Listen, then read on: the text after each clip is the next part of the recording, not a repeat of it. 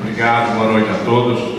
É uma honra estar aqui falando, conversando, ouvindo todo esse debate sobre a aldeia Maracanã. Eu estou aqui porque, alguns anos atrás, o companheiro Arão esteve na minha casa, junto com outros companheiros indígenas e não indígenas. Nós estávamos debatendo um assunto muito interessante, muito importante, que passou despercebido pela mídia geral. 400 índios brasileiros ficaram durante 6 meses em frente ao Ministério da Justiça, protestando contra um decreto que a FUNAI tinha feito, destruindo, acabando com os postos indígenas e cancelando e extinguindo um monte de administrações que havia em várias cidades do Brasil. Esses companheiros tinham passado esses meses todos, infelizmente terminaram sendo expulsos pela Guarda Nacional, pela Polícia Federal e pela Polícia Militar de Brasília. E foi muito pouco auxiliado pela FUNAI, pelos indigenistas e por outros índios, e muito menos pelos políticos que lá estavam em Brasília. Ficavam acampados, dias e dias na chuva, no sol, não importava, ficaram lá. Então nós estávamos conversando com isso quando o Arão me falou: Mércio, tem um pessoal que está no antigo Museu do Índio, que nós estamos chamando de Aldeia Maracanã. Você não quer escrever um laudo sobre isso? Não quer ver? Eu pensei um pouco, aí outro dia ele me ligou de novo: como é que é? Vai escrever ou não vai? Aí eu resolvi escrever e vi, e pensei no que é a Aldeia Maracanã. Pensei nessa possibilidade do Rio de Janeiro abrigar um conjunto de povos indígenas, pelas suas pessoas individuais, que tinham tomado a iniciativa de recuperar um prédio que estava na sua memória. Estava na memória porque eles sabem que os seus avós falavam de quando vinham para o Rio de Janeiro buscar algum auxílio, iam lá conversar com o Rondon. Estava na memória porque eles sabiam que aí estava o antigo Museu do Índio, porque eles viram, seus pais viram. Todos os que estavam ali, não tinha nenhum índio velho do tempo que tinha ainda alcançado o Museu do Índio como tal. Mas havia os jovens que tinham ouvido dos seus pais. A memória desse prédio, para os índios, é uma memória extraordinária.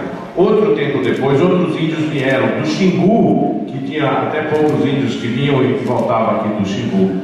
E ele contava aqui: o meu pai, Canato, que tinha sido um dos primeiros índios contratados pelo Orlando Vilas Boas, vinha conversar com o Rondon e vinha receber do Estado brasileiro, através de Rondon, a segurança de que suas terras iam ser reconhecidas, iam ser garantidas. Então, era uma recuperação, uma retomada, não há nada de invasão, uma retomada de um território que estava na memória histórica desses rapazes e jovens que foram lá num dia decidindo aí entrar dentro desse prédio e resolver criar alguma coisa mais importante. Às vezes eram até pessoas, índios, que vinham aqui para vender alguma coisa, que precisava de um abrigo e iam para esse abrigo. Mas ficou sempre o ideal, e quando o Arão me levou lá e eu comecei a conversar com todos eles, eu vi o ideal de que eles querem ter uma experiência urbana que seja rica.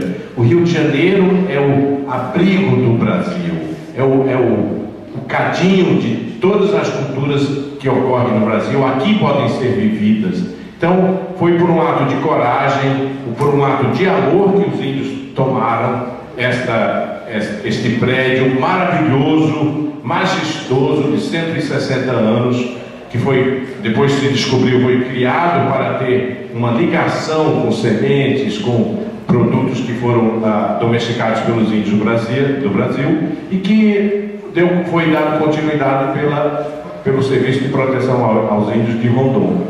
Então, a maravilha que é experimental, social, antropológica, cultural, que é essa aldeia Maracanã, a vivência de várias pessoas, de tantas pessoas indígenas, de não indígenas também, que lá vivenciaram essa experiência, a troca de amor, de amizade, o companheirismo, mesmo com as dissensões e com as brigas normais em quaisquer seres humanos, demonstrava de fato que aquilo era uma aldeia, que era a busca de construção de algo mais que o Brasil precisava.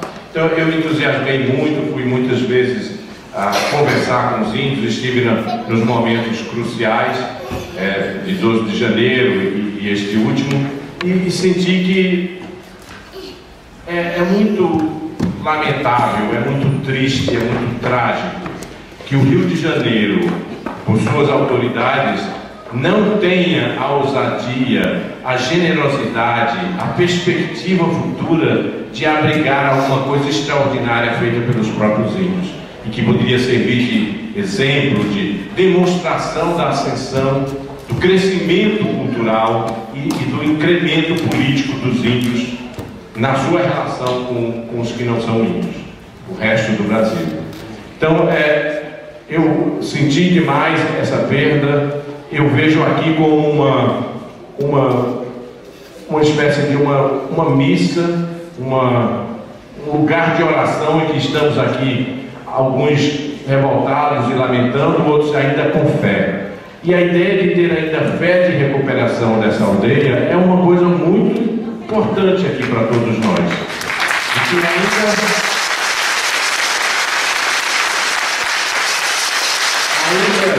uma resta de luz ilumine juízes e ilumine advogados, aqui como falou na OAB, a ABI que abriga essa nossa reunião, essa nossa oração, as demais autoridades que já de algum modo interviram nisso, e a população do Rio em geral, do Rio de Janeiro em geral, que na sua grande maioria, quando viu o drama da invasão dos policiais no dia 22 de março e o antidrama no dia 12 de janeiro, que você via que estavam torcendo pelos índios, estavam torcendo para que houvesse um passo a mais, que os índios tivessem esse território, que seria uma coisa extraordinária, inaudita, inexcedível no Brasil e no mundo.